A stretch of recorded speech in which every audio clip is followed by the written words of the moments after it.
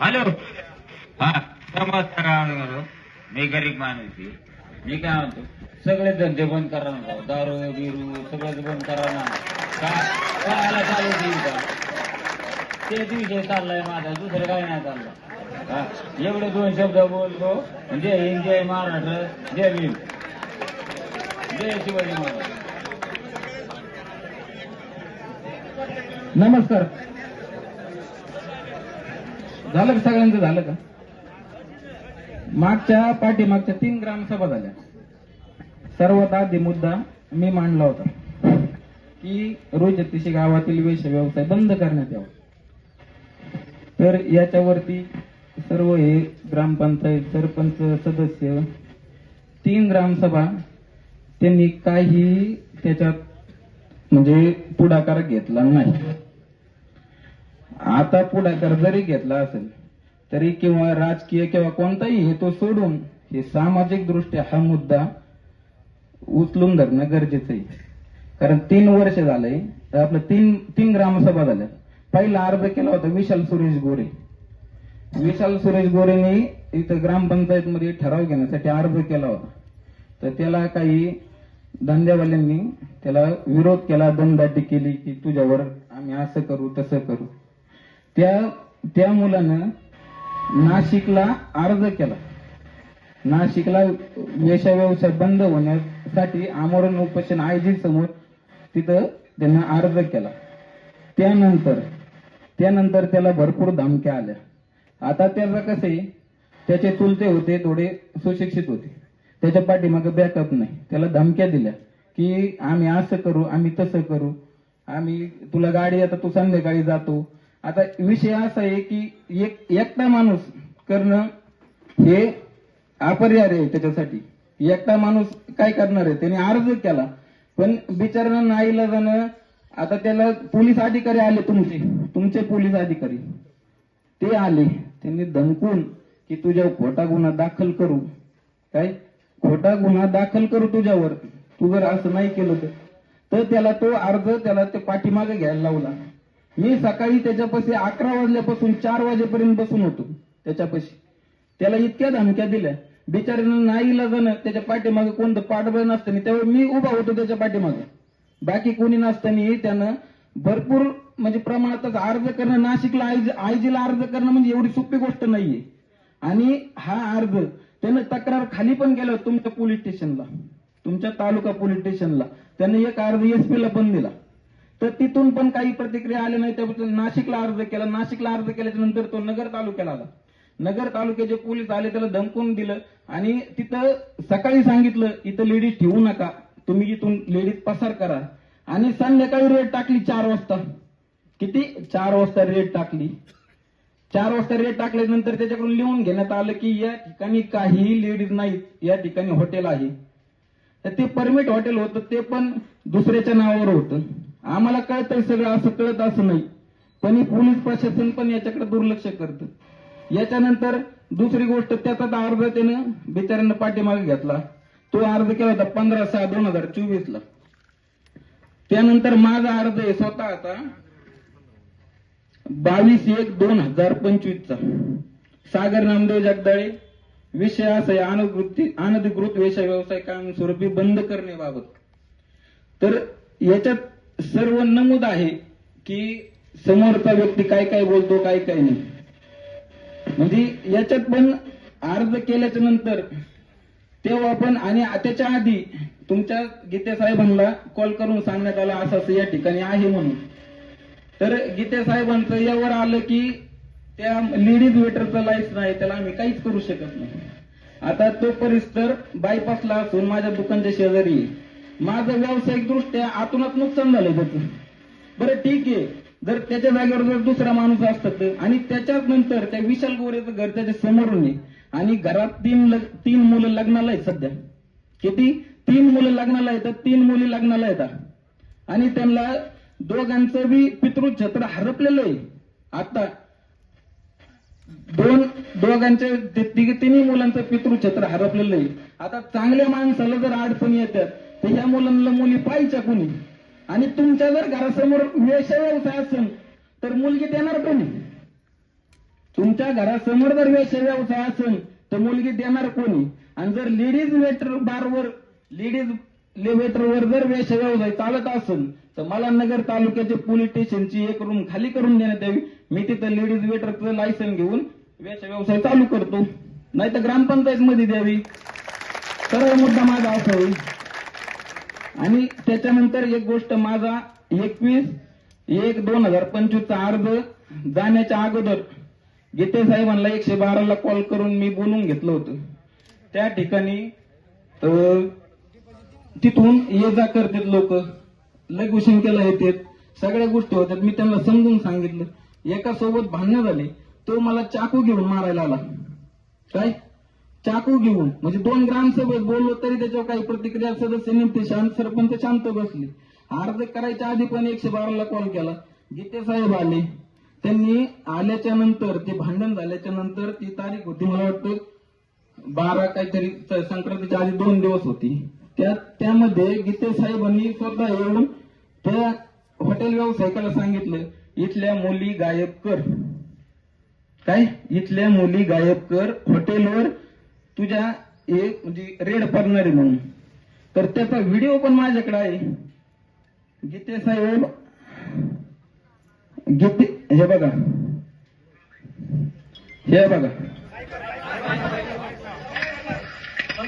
गाडी पळत म्हणलं कुठून येते तेवढी? कुठून आले? पाठीमागच्या दरवाजातून बाया सगळे गीते साहेब आहे त्या व्हिडिओ मध्ये. तुमचे पोलीस निरीक्षक नाही बाय येतात 7-8 बाय येतात व्हिडिओ मध्ये आहेत त्या. इकडे गेले बघा, इकडे कॅमेरा दिसतात.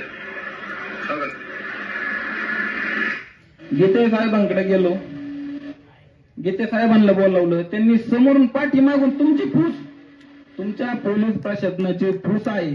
पोलीस प्रशासनानं इतकं पण खालच्या पातळीला जाऊ नये की समाजात तेढ निर्माण होईल, समाजाची अस्मिता खराब होईल. इतकं पण खालच्या लेवलच्या पातळीला जाऊन काम करू नये. या संदर्भात मी विक्रमदादा पाचपुतेंकडे गेलतो. कारण आपण मतदान बीजेपीला दिलं ना, कारण आपल्याला कंड होता घ्या. त्यांच्याकडे गेलो. तिथं गेल्यानंतर ते म्हणले पुरावे आणा. ते म्हणले तिथं लीडचे पुरावे आणा. आता काय तर आम्ही त्या दंड्यावर जायचं का? पुरावे द्यायला मला एक सांगा, आम्ही त्या दंड्यावर जायचं का तिथले व्हिडिओ काढायचे, त्या बायांचे व्हिडिओ काढायचे, तिथले व्हिडिओ काढायचे, आम्ही त्या धंद्यावर जायचं का? विक्रमदादा म्हणले आम्हाला हे द्या, काय पुरावा द्या. त्याच्यानंतर त्यांनी गीते साहेबांना फोन केला माझ्या समोर, आणि मी गेल्याच्या नंतर म्हणले आमचं ते राजकीय असतं आणि ते आम्हाला मॅनेज करावं लागतं. म्हणजे हे झाल्याच्या नंतर पण गीते साहेबांनी काही कार्यवाही नाही केली. त्यानंतर उपोषणाचा अर्ज झाला. म्हणजे इतक्यापर्यंत तुमचं पोलीस प्रशासन खालच्या लेवलला गेलंय. तुम्ही काम करा असं नाही, सगळीकडे चालू आहे, सगळ्या ठिकाणी सर्व काही चालू असतं. पण एवढ्या खालच्या लेवलला तुमच्या जर अधिकारी आहेत पण तुमच्या घराशेजारी जर व्यवसाय चालू केला तर तुमच्यासारखी नाकावर टिकण्याची कोणतीच गोष्ट राहणार नाही. आणि माझा भाऊ पण अधिकारी आहे, काय, आणि तुम्ही पोलीस साहेब येतो, तुम्ही पण अधिकारी येतो, म्हणजे इतकी नामुष्की आहे. त्यानंतर एका एक विषय मांडू द्या, सगळ्यांना संधी दिली जाईल. खाली बस, एक मिनिट, खाली बस. सागर जगदाळा बोलतोय, सागर जगदाळाच बोलेल. प्रत्येकाला टाइम दिला जाईल. त्यानंतर ऐका ना, सर्वांनी शांतता घ्यावी. खराब गोष्टीला विरोध करतो.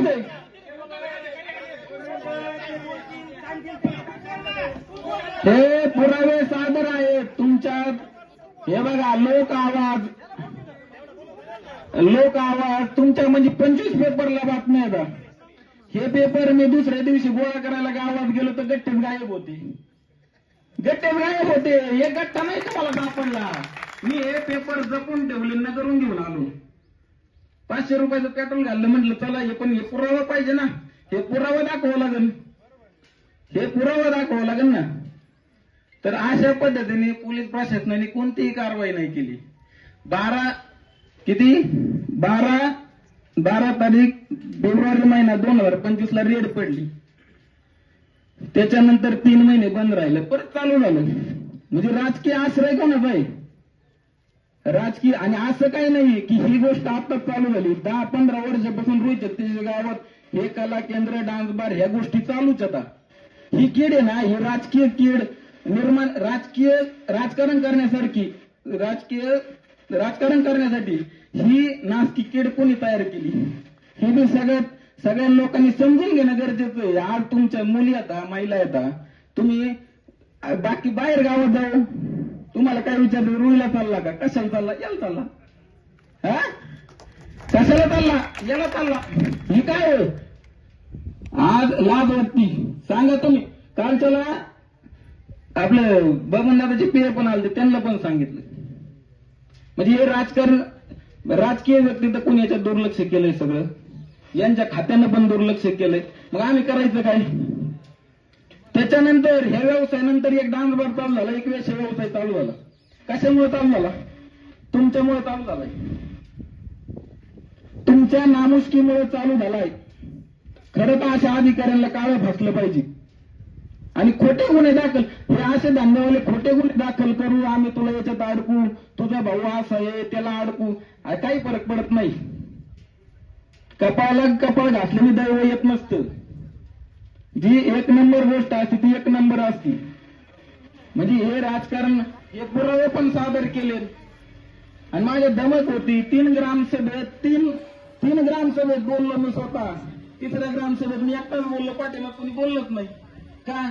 ते त्यांचं बरोबर आहे, त्यांच्यावर दबाव टाकतो, मी तुला असं करेन, मी तुला तसं करेन. आणि खर्चायला पैसे, बरं ठीक आहे, तुमचे संबंध आहेत तुम्ही द्या, तुमचे संबंध आहेत तुम्ही द्या, पण तुम्ही विरोध, या खराब गोष्टीला विरोध करतोय म्हणून आम्हाला विरोध करू नका. चांगल्या गोष्टीला आमचं कधी पण समर्थन आहे.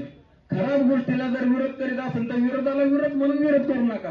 आता त्यांनी एक ऑडिओ क्लिप जाहीर केली, देशी दारू बंद, गुटखा बंद. 50 वर्ष झाले चालूच आहे ना तुमचा व्यवसाय. 3 वर्ष झाले चालू आहे. तुम्हाला अलाउन्सिंगला गाडी भेटत नाही. म्हणजे एवढे पैसे असून बी काही त्याच्यात काही तथ्य नाहीये. आणि पैसे कमवा, पण त्याला एक लेवल असते. पैसे कमवा, त्याला एक लेवल असते. हा, गावाला इतकंच महत्वाची आहे.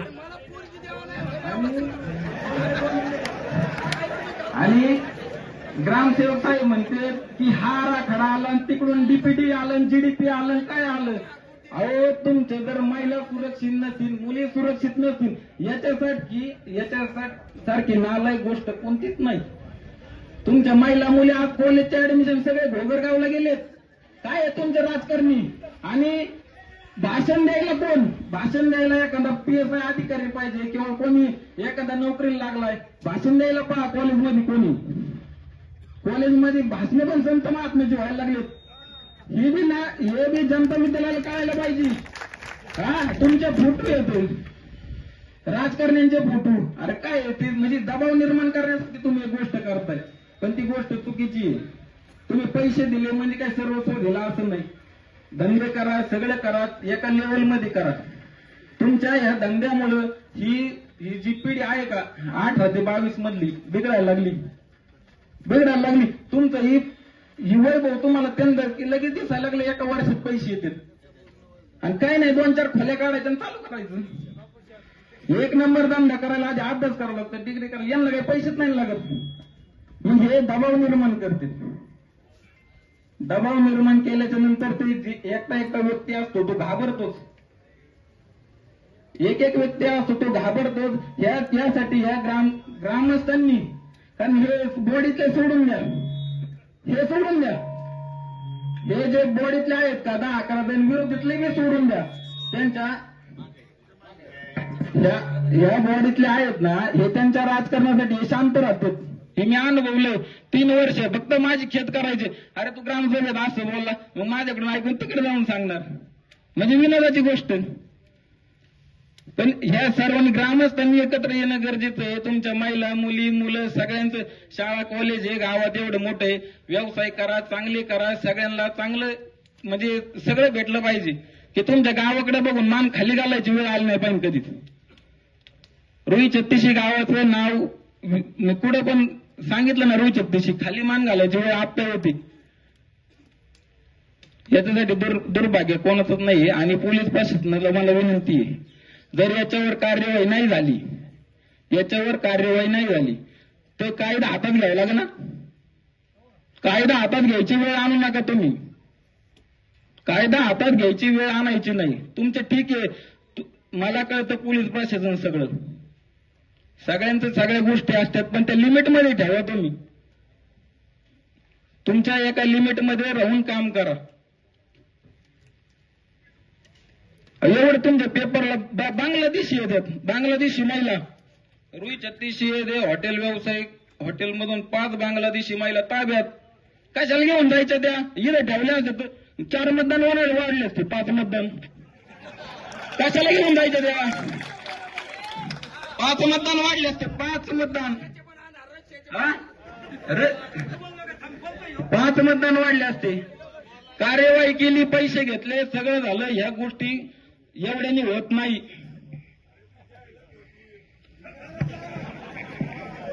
म्हणजे अजून आणायच्यात का? हा, बघा आता हे तुमच्या हातात आहे सगळं, काय करायचंय काय नाही. तुम्हाला कायदा हातात घ्यायचा आहे का ते तुमच्या मुलांचं वाटोळं करायचं, हे तुमच्या हातात आहे सगळं. हे मला सांगण्याचं आलंय. आज ह्याविषयी बोलण्याची संधी मिळालेली आहे मला. ह्याच्यात सगळं पिटा कायदा आहे, सगळं कायदा आहे. या ना ग्रामस्थांनी एकत्र, या एकत्र, तुम्ही घ्या मीटिंग. नाही पोलिसांनी यांनी कारवाई केली ना, मी पुढे राहतो. दांडे घ्या सगळ्यांनी, दांडे घ्या.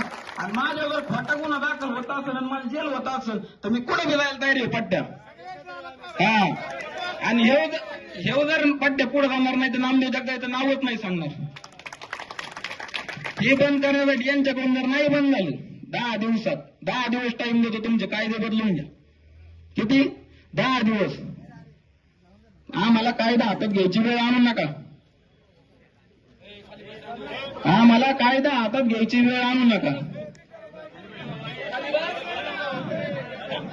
तुमचे आणि मी कोणत्याही राजकीय पक्षाकडून बोलत नाही, ही पण सांगतो. मी कोणत्या पण राजकीय पक्षातून बोलत नाही, कोणाचं समर्थन घेऊन बोलत नाही. विरोधाला फक्त ह्या ज्या खराब गोष्टी आता ह्या ज्या होत्यात घडत्यात चालू आहे, डान्स बार वेश, यांचा मला यांना विरोध करतो मी. की कोणी राजकीय सांगितलंय मला की सागर जगदाळे तू आता ग्रामसभेत बोल, मग आपली निवडणूक आहे 5 वर्षांनी आणि मग आपल्याला मतदान भेटते ना, असं काही नाहीये. हे बाजूला ठेवा. सगळ्यांनी राजकारण, विरोधी पक्षातलं दोन्ही पक्ष यांना एकत्र, तुम्ही तुमच्या पोरांचे यांना पोर आहेत आणि या दुसऱ्या पक्षाला पोरत नाहीत, असं आहे काही? असं आहे का काही की यांना मुली आता आणि यांना मुली नाहीत, यांनी सोडून द्यायचं, ह्या पक्षानेच फक्त पुढाकार घ्यायचा, असं आहे काही? सगळे पक्ष एकत्र आहे ना. आणि हे परमिट रूम याच्या नावाखाली खोटे लायसन परमिटचे याच्यात गाव वाटतात, ही सगळ्या गोष्टी कळतात माणसाला. कसं असतं, एकटा माणूस विरोध करू शकत नाही. माझ्या पद्धतीने मला जेव्हा विरोध करायचा होता गावात पहिल्यांदा मी विरोध केलाय त्याला. अगर बोलायचं थोडक्यात बोला, दुसऱ्यांना बी बोलायचं. चालतंय. या ठिकाणी माझ्या आता प्रशासनाला एकच विनंती आहे, तुम्हाला 10 दिवसाची वॉर्निंग. ते सचिनदादा आत्मदन आणि आमच्या जे कायदा हातात घ्यायच्या गोष्टी संगत राहत्या, ही ध्यानात घ्या. धन्यवाद. नाही तुम्ही जर नाही कायदेशीर कार्यवाही केली तर जेवढे सोबत येणार आहेत तेवढ्यांनी सोबत या. ज्यांना बाजूला राहायचंय त्यांना बाजूला राहा. धन्यवाद. एवढं बोलून मी माझ्या 2 शब्द तेवढं.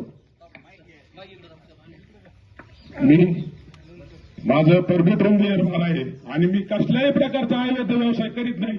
हे माझं गावातला कोणत्याही नागरिकांनी सांगावा की मी हॉटेलमध्ये आलो आणि मी पाहिलं, कोणी सांगावं हे राजकीय स्टंट आहे आणि मला बदनाम करण्याचं काम त्या ठिकाणी करते ते.